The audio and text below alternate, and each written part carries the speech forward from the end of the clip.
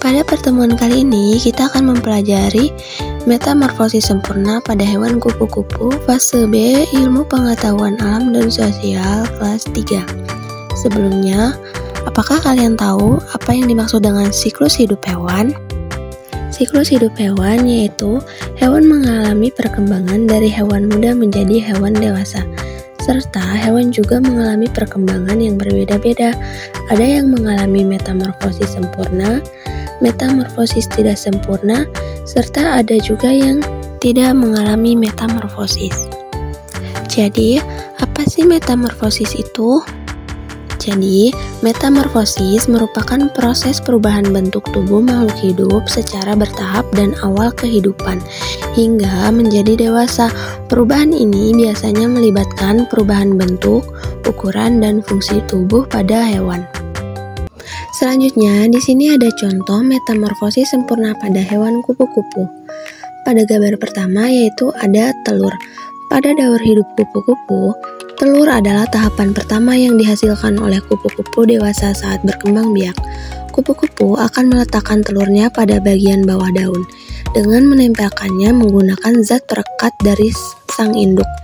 Hal ini dilakukan untuk melindungi telur-telur dari pemangsa. Seekor kupu-kupu bisa bertelur dengan jumlah yang tidak pasti, atau sekitar 30 butir.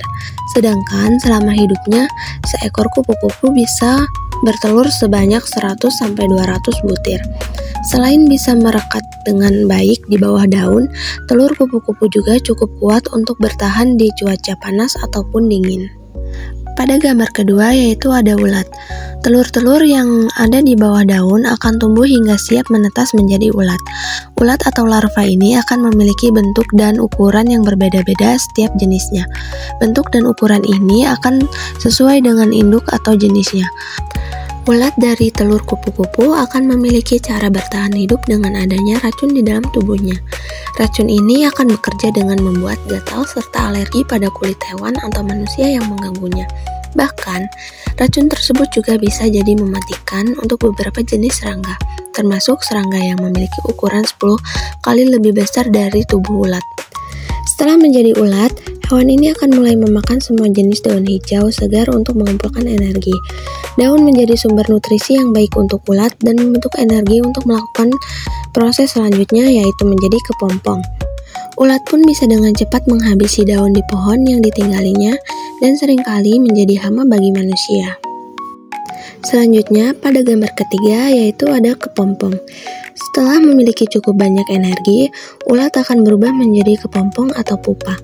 Kepompong atau pupa ini biasanya memiliki ukuran 5 cm atau lebih sesuai dengan jenis kupu-kupu. Tahap ini dimulai dengan ulat dewasa yang mulai berubah menjadi tempurung yang terbuat dari benang alami.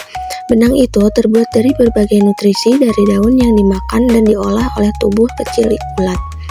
Benang-benang alami yang dibuat itu memiliki kandungan sutra, sehingga cukup kuat untuk melindungi hewan ini. Proses kepompong ini akan berlangsung selama 10 hingga 12 hari. Selama kurun waktu tersebut, ulat akan melalui tidur panjang dengan mencerna tubuhnya sendiri untuk bertahan hidup dan mulai berubah.